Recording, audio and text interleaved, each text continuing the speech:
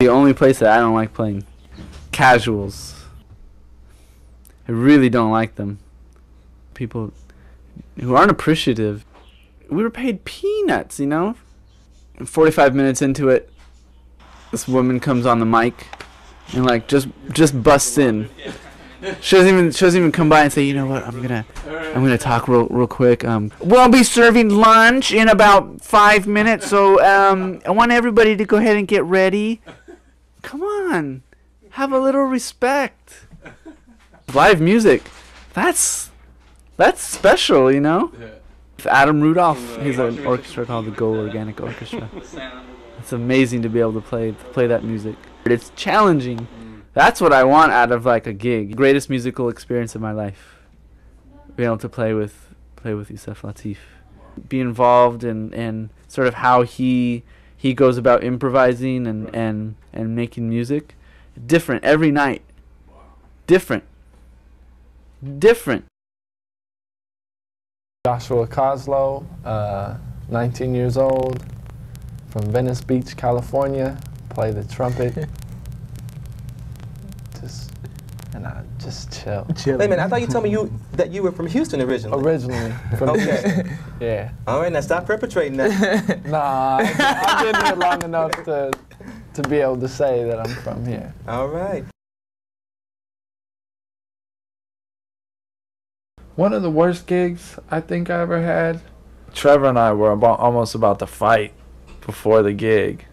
And it was some banquet that Mark Shelby hooked up. And we were on some stage like real far away while people were eating, and that was a really hard gig to get through. It was just like... What were you guys arguing about? I forgot. I don't know. Said something like, you know, I could be as cool as you want to be, or I could be as much of an asshole as you. It's up to you. It was just horrible. I was like, man, we are not sounding good. This isn't fun, you know. Nobody even cares, you know. Because we weren't that kind of band. It wasn't like, you know, background jazz to banquet jazz. Dinner jazz. You know?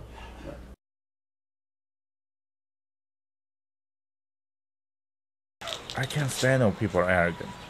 You know, there's a lot of prejudice. Hey, what's up, man? In terms of if you're not Cuban from the islands, you know, you can't play, you know, like, you know, I'm from El Salvador. I mean, there's a lot of that stuff going on. Really? Yeah, and we call, a friend of mine calls them the clave police. The what? Clave police.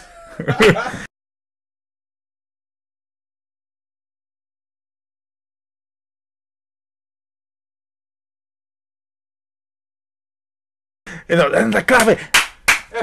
You know, and the clave. They always do that. The clave is not wrong. The clave, here's the clave, you know. And if you can tell them that they sped up or that they're slowing down, you know, like, there's a clave, it doesn't lie. I've never heard that. Oh, man. I started listening to some jazz in high school.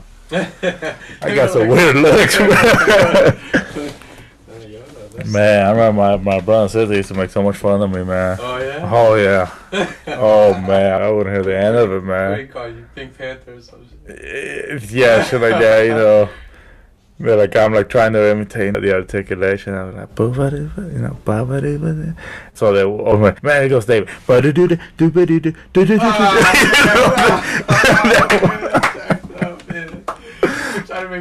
Oh, man, they were always trying to make fun of me, man. Man, I'm loving it there. I'm building a program right now. I started there in March. We had 15 kids, so this is not even a year. That's great. We played Washington yesterday. We played Washington? Yeah, and they have a great program there. Yeah. Oh, man, and now my kids, you know, I'm pushing them to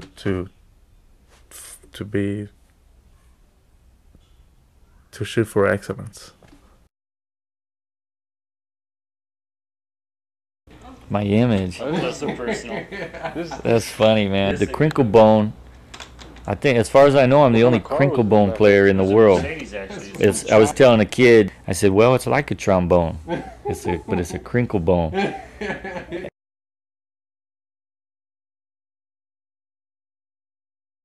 She fell asleep, you know, going through like the City of Commerce, and she was doing about 80.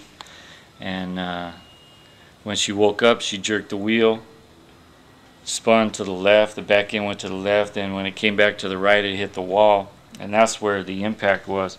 And the drummer, Ngala, put his hand, he braced himself, and he sprained his hand. And I was just sitting there. Nothing happened to me except a little jerk, you know. My neck got sore. But the horn, the bell took the brunt.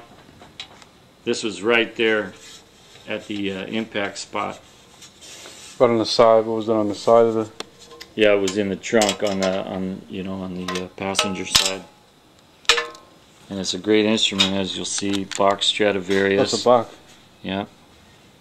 This is a. It's a.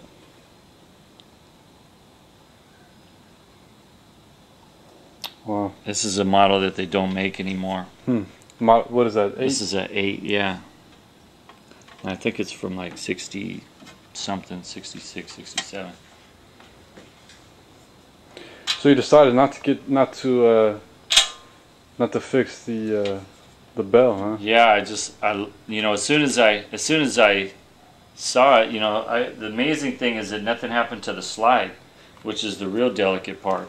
And this part, this almost folded, you know, in a couple spots. It creased almost so much that it, like here and here, you know, it could have just broke the metal. But yeah, I instantly, I think I just liked the way it looked so much. And then I started playing it, and musicians keep saying, fix it, and the people keep saying, no, leave it like that, you know. And to me, it just felt like, you know, like it was meant to be. Yeah, well, it just sort of, I've been through so many car wrecks that it's now, you know, now my horn went through one, and I just felt like more, it just, you know, it just sort of looks the way I feel. You know, just sort of beat up and broken up a little bit, but it still works. You know? I was telling my mom, my first lessons started long before those piano lessons when I was 4. I said, all those sessions at the house, that was my first lesson. She goes, oh, you don't even realize that's not the half of it. There was a band at the house when we brought you home from the hospital. And they were probably singing about me, for all I know. There's actually a band of superheroes. They don't play for money. You know, they raise money to send kids to music camps. They're not going to get a Grammy. No. The Super Broke Brass, Tin, and String Marching Band Ensemble. I can't say anything else about that band because of, you know, security risks. All I could say is that I work with one of the superheroes. To other people, they would just think that's a joke. But to me, that, you know, that's one of the things that I'm most proud of.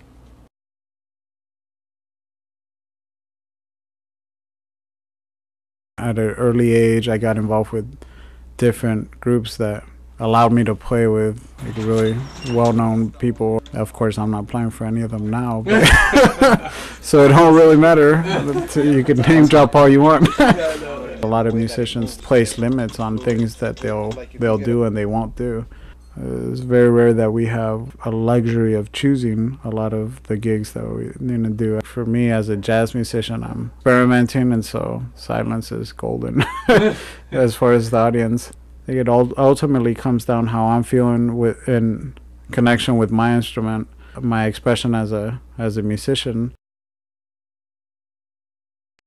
In the sense that I stopped looking at it as a gig or playing just for people. I learned to look at it as it's music, and I have to enjoy it. If there's nobody there, there's nobody there. If there's tons of people there, there's tons of people there. Either one will make you real nervous if you focus on the crowd. Yeah, right. Enjoy yourself through that. Because, I mean, I don't think anybody died if I missed a change. So...